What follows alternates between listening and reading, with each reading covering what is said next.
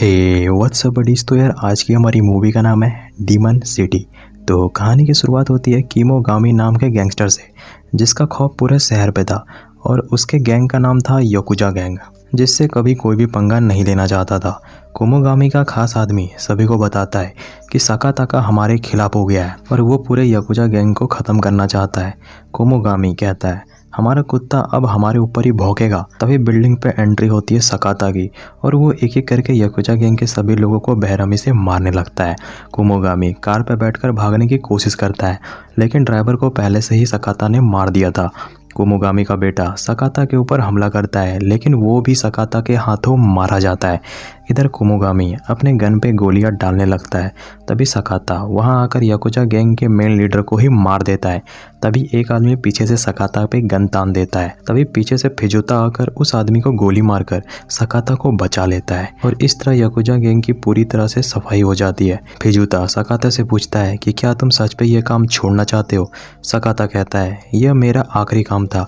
सकाता वापस अपने घर आ जाता है, जहाँ उसकी एक फैमिली भी है और उसने दुनिया की नज़रों पे अपने फैमिली को छुपा कर रखा हुआ था। और उसने याकुजा गैंग को इसलिए मारा ताकि वो अपनी फैमिली के साथ नई जिंदगी की शुरुआत कर सके।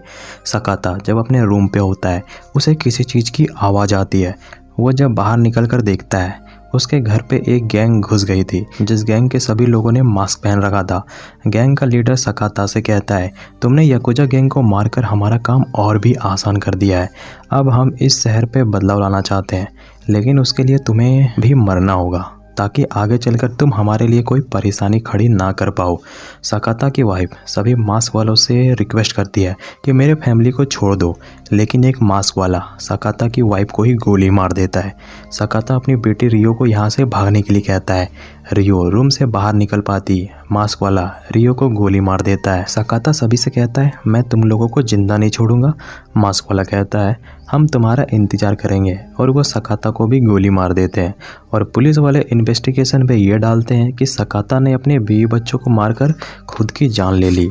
दरअसल उन मास्क वालों ने वहाँ पे कुछ ऐसा सीन क्रिएट किया ताकि पुलिस वालों को सकाता के ऊपर ही शक हो। मूवी का सीन शिफ्ट होता है 15 साल बाद, जहाँ हमें मालूम पड़ता है कि सकाता अभी भी जिंदा है।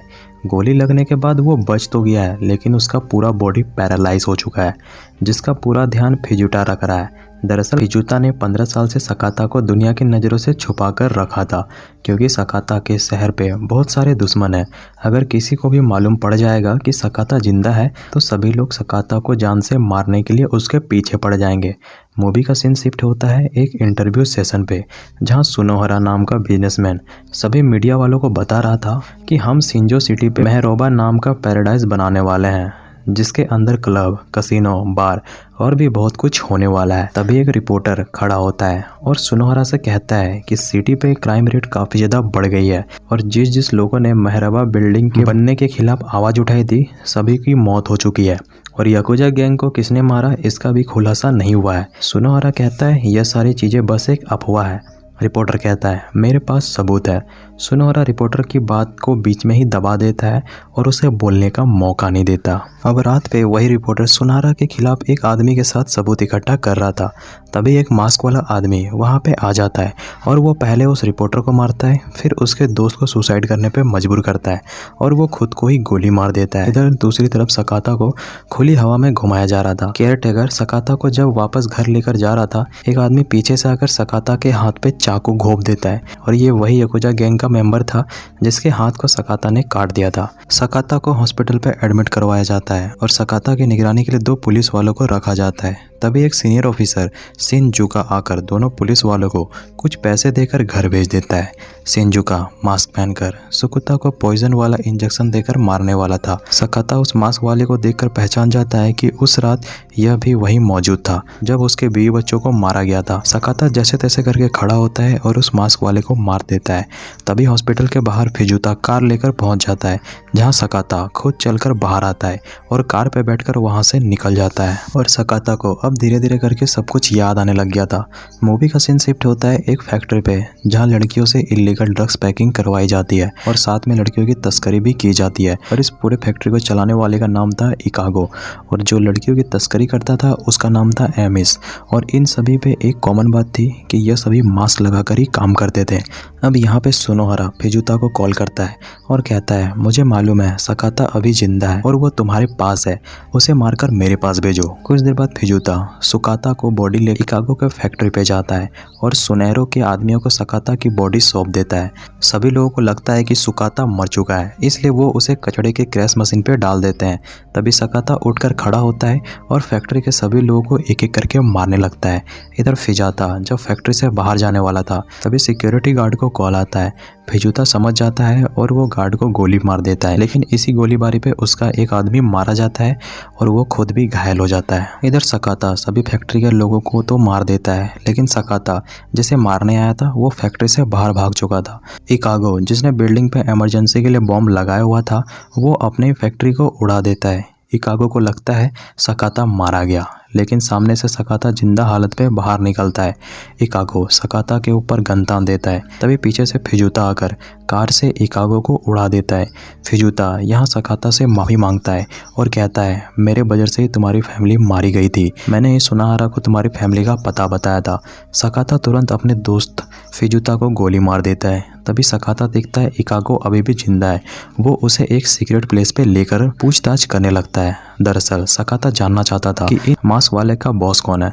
इकागो कहता है, तुम मुझे जान से मार दो, लेकिन मैं तुम्हें अपने बॉस का पता नहीं बताऊंगा। तभी इकागो को उसके बॉस का कॉल आता है। सामने पे सुनोहारा था। वो सकाता से कहता है, तुम्हारी बेटी अभी भी जिंदा है और अगर तुम चाहते हो कि वो सही सलामत रहे तो मेरे आदमियों को मारना बंद करो।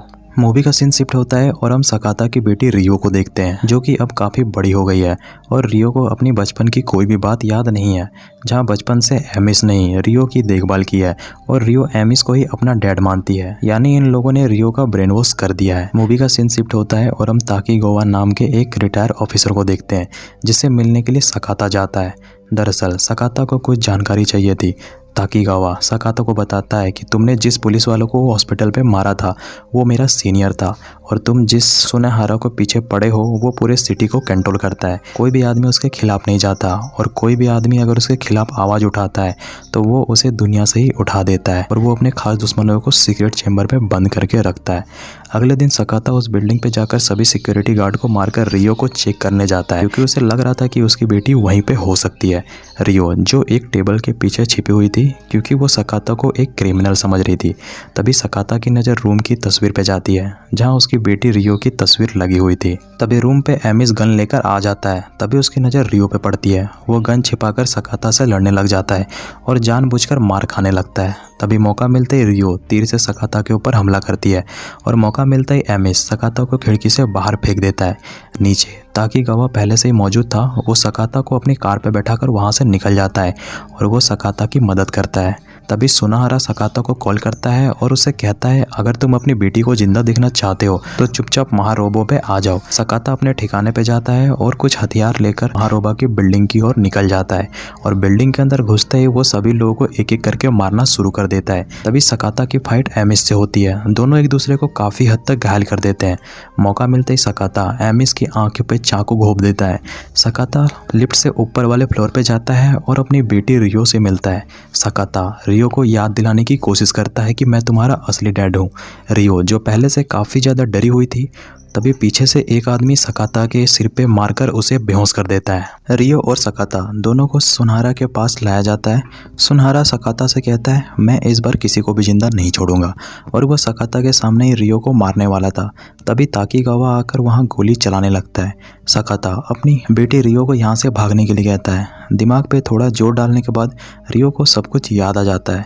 कहानी जाती है यहाँ से फ्लैशबैक में। जब सुनहरा ने उस दिन रियो के ऊपर गोली चलाई थी तो वो गोली जाकर रियो को नहीं बल्कि उसके डॉल को लगी थी और रियो बस बेहोश हुई थी। रियो को सब कुछ याद आ जाता है और वो ताकीगावा के साथ भाग जाती है। इधर सकाता और सुनहरा के लोगों के बीच फाइट स्टार्ट हो जाती है और सकाता रेड मास्क वाले को मार देता है। इसी लड़ाई पे सकाता भी बुरी तरह से घायल हो जाता है। सुनहरा रेड मास्क वाले को मरता देख उसे काफी ज्यादा दुख होता है, क्योंकि ओंगडो और सुनहरा ने साथ पे ही अपनी ट्रेनिंग पूरी की थी। सुनहरा ऑर्डर देता था और ओंगडो उसका काम तमाम करता था। सुनहरा यहाँ पे अपना मास्क पहनता है। सकाता समझ जाता है कि यही सभी का लीडर है। दोनों के बीच लड़ाई होती है, जहाँ सकाता पहले से ही काफी ज्यादा जख्मी था। सुनहरा सकाता का एक हाथ काट देता है। सकाता हार नहीं मानता, मौका मिलता ही वो सुनहरा को भी जान से मार देता है। तभी वहाँ रियो आ जाती है। तभी वहाँ पीछे से एमिस भी आ जाता है और वो रियो से कहता है, मैं तुम्हारा असली पिता हूँ, और वो गन से सकाता को शूट करता है। रियो एमिस से दूर जाने लगती है। तभी पीछे से सुनहरा आकर एमिस को मार देता है और आखिर पे वो अपनी बेटी को गले लगाता है और उसकी भी वही मौत हो जाती है। मूवी का सीन शिफ्ट होता है एक हफ्ते बाद, जहां हम सुनहरा को देखते हैं, जो कि लाइव इंटरव्यू दे रहा था। दरअसल ये आदमी सुनहरा का भाई था, जो लड़ाई पे सिर्फ जख्मी हुआ था और आखिर पे रियो ओंगडो को भी मार देती है और एक नई जिंदगी की शुरुआत करने के लिए निकल जाती है। और इसी के साथ मूवी यहीं पे डी एंड हो जाती है।